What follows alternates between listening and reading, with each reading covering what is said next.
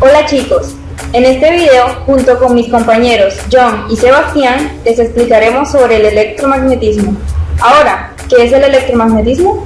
Es la rama de la física que estudia y unifica los fenómenos eléctricos y magnéticos en una sola teoría que relacionan el campo eléctrico, el magnético y a sus respectivas fuentes materiales, tales como la corriente eléctrica, la polarización eléctrica y la polarización magnética, conocidas como ecuaciones de Maxwell, que explicaremos en el transcurso del video.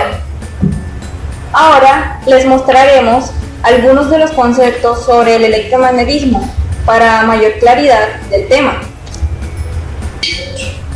La electroestática es la rama de la física que analiza los efectos mutuos que se producen entre los cuerpos como consecuencia de su carga eléctrica, es decir, el estudio de las cargas eléctricas en equilibrio. La carga eléctrica es la propiedad de la materia responsable de los fenómenos electroestáticos, cuyos efectos aparecen en forma de atracciones y repulsiones entre cuerpos que lo poseen.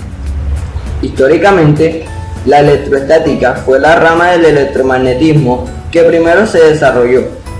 Con la postulación de la ley de Coulomb, fue descrita y utilizada en experimentos de laboratorio a partir del siglo XVII.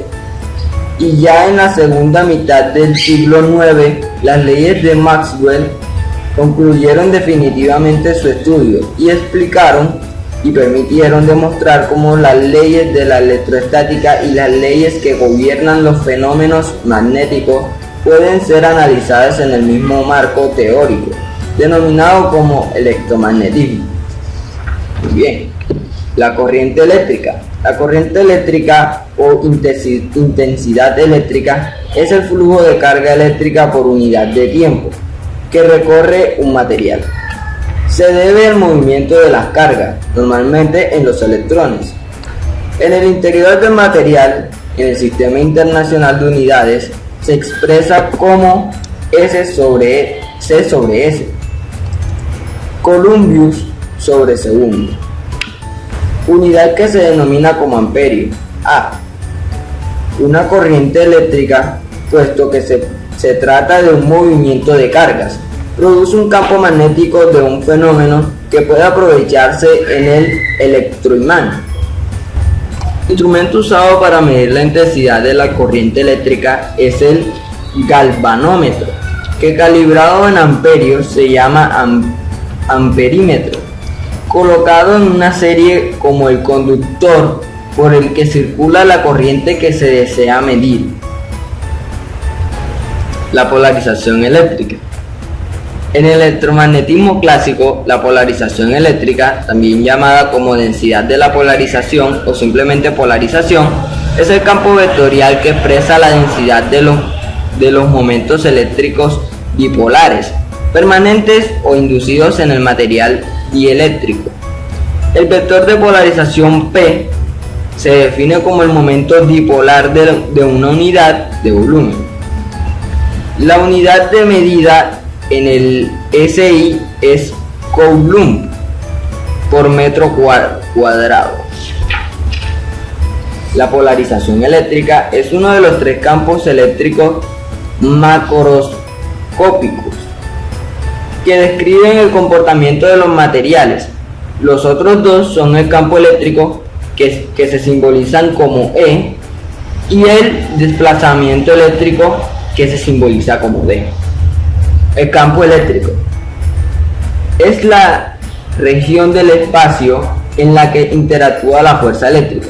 Es un campo físico que se representa mediante un modelo que describe la interacción entre cuerpos y sistemas con propiedades de la naturaleza eléctrica.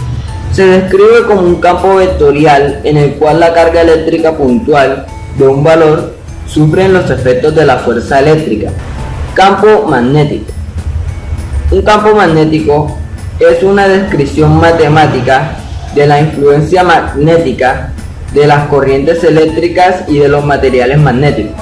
El campo magnético en cualquier punto está especificado por dos valores, la dirección y la magnitud.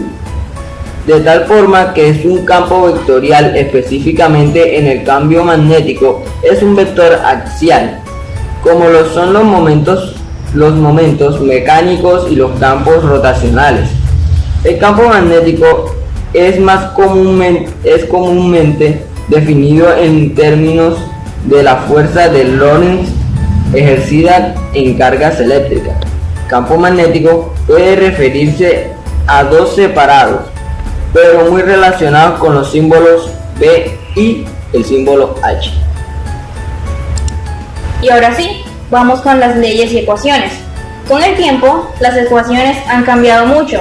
Al principio podíamos encontrar que eran 8 ecuaciones. Luego se vio que se podía reducir a un número de 4, pero gracias a grandes conocimientos actuales se pueden expresar como 2. Pero hoy les vamos a explicar de la manera tradicional las 4 principales. Comencemos con las leyes de Gauss, pero antes de hablar de sus leyes, hablemos un poco sobre este señor. Carl Gauss fue un matemático, astrónomo y físico alemán que contribuyó significativamente en muchos campos comúnmente utilizados en la actualidad, desde la teoría de los números, álgebra, estadística y magnetismo, y entre otros muchos aportes importantísimos que este hombre realizó, siendo considerado como el príncipe de las matemáticas. Pero hoy nos enfocaremos en sus descubrimientos acerca del magnetismo y las leyes que propuso para esto. Primero, vamos con la ley de Gauss o teorema de Gauss. Esta describe cómo las cargas afectan el campo eléctrico, que es quien dice cuánto y cuán fuerte va a ser empujada la carga positiva. Como tal, son las que dicen que las cargas eléctricas son fuentes de campo eléctrico si son positivas, o sumideros, que en otras palabras podemos decir como tragaderos del campo eléctrico si son negativas. Que en palabras más simples, las cargas del mismo signo se repelen y de distinto se atraen. Y toda esta ecuación se utiliza para calcular el campo eléctrico de la determinada distancia. Siendo así, podemos dar por finalizada la primera ley y ecuación, procediendo con la segunda ley de Gauss para el magnetismo. En esta ley sucede lo contrario a la anterior, ya que las fuentes y los sumideros no existen porque no hay cargas magnéticas. Pero el que no hayan cargas magnéticas no significa que tampoco existan objetos que puedan crear un campo magnético, que sería lo que hacen los imanes. Pero entonces, el que las fuentes y sumideros no existan lo obliga a cerrar su campo magnético sobre sí mismo. Por esta razón, si intentamos hacer monopolos con un imán, no funcionará porque este campo siempre se va a cerrar. Entonces, al dividir con un imán, en vez de tener 2 monopolos, obtendremos 2 imanes idénticos a partir del corte, con su respectiva bipolaridad, o simplemente 2 polos cada uno. A lo que podemos decir que los monopolos son imposibles. En resumen, nuestro resultado siempre será 0 porque nuestro campo siempre tenderá a cerrarse, a anularse. La ley de Faraday. La ley de Faraday, igual que Ampère y Gauss, están comprendidas dentro de las 4 ecuaciones de Maxwell. Michael Faraday, a pesar de su corta vida en el colegio, fue uno de los grandes científicos del siglo XIX. Sus investigaciones y sus inventos nos ayudan al día de hoy. ¿Por qué? Porque Michael Faraday fue el que diseñó el modelo de todas las plantas de electricidad del mundo. Todas las plantas hidroeléctricas, eólicas, termoeléctricas y demás son gracias a Michael Faraday. Faraday descubrió que si un campo magnético cambia en el tiempo, perturbará el campo eléctrico, curvándolo, haciéndolo de una forma cerrada. Si aumenta el campo magnético, se mueve el bucle en sentido horario, y si decrece, lo hará en un sentido antihorario. Maxwell instauró esta ecuación debido a que quería darle explicación a las grandes ideas que había tenido Faraday y quiso plasmarlas en ecuaciones. El campo eléctrico y el campo magnético constantemente se perturban en esta ecuación. Esto es algo llamado inducción magnética o inducción eléctrica, debido a cuál perturba a cuál. La ley de Ampère.